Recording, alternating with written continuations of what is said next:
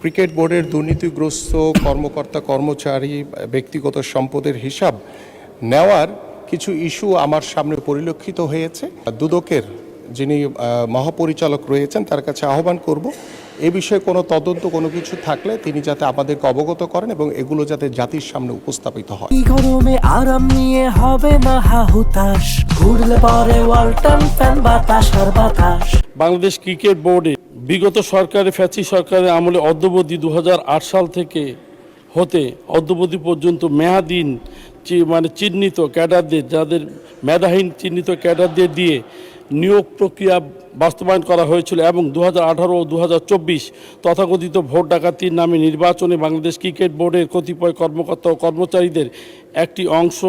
এই ভোট ডাকাতি নির্বাচনে কর্মকাণ্ড পরিচালনার জন্য ক্রিকেট বোর্ডের সম্পত্তি ও স্থাপনা ব্যবহার করে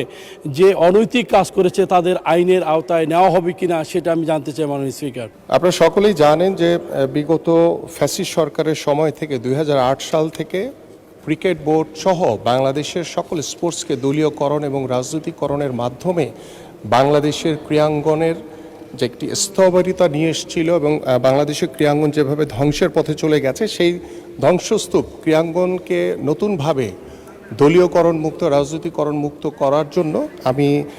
মাননীয় প্রধানমন্ত্রীর নির্দেশনা অনুযায়ী কাজ করে চলেছি এবং আমি আপনাদেরকে আশ্বস্ত করতে চাই যে বিগত 8 সাল থেকে যারা এই দলীয় সুযোগ সুবিধার মাধ্যমে যারা অবৈধ নিয়োগ হয়েছে সেগুলো আমরা দ্রুতই একটি তদন্ত কমিটি করে এর ভিতরে কারা কারা জড়িত ছিল সেগুলো আমরা ইনশাল্লাহ জাতির সামনে নিয়ে আসবো। পাশাপাশি আপনারা শুনে খুব অবাক হবেন যে বাংলাদেশ ক্রিকেট বোর্ডের যে অর্থ কিংবা জনবল তারা বিগত সময়ে যে ভোটের অধিকার হরণের জন্য একটি গ্রুপকে সহযোগিতার মাধ্যমে তারা এই ধরনের অপকর্মগুলো করেছে এবং আমি বিশ্বাস করি যে আমরা দায়িত্ব নেওয়ার পরে ইনশাল্লাহ এই বোর্ডের যারা এই অপকর্মের সাথে জড়িত ছিলেন সেই সকল কর্মকর্তা কিংবা কর্মচারী তাদের বিরুদ্ধে আমরা তদন্তপূর্বক এদের বিরুদ্ধে ব্যবস্থা গ্রহণ করা হবে ইনশাল্লাহ। এবং পাশাপাশি আমাদের সর্বশেষ ক্রিকেট বোর্ডের দুর্নীতিগ্রস্ত কর্মকর্তা কর্মচারী ব্যক্তিগত সম্পদের হিসাব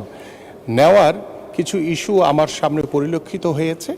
আমি আশা করব আমাদের যে দুদকের যিনি মহাপরিচালক রয়েছেন তার কাছে আহ্বান করব এ বিষয়ে কোনো তদন্ত কোনো কিছু থাকলে তিনি যাতে আমাদেরকে অবগত করেন এবং এগুলো যাতে জাতির সামনে উপস্থাপিত হয়। ধন্যবাদ মাননীয় স্পিকার।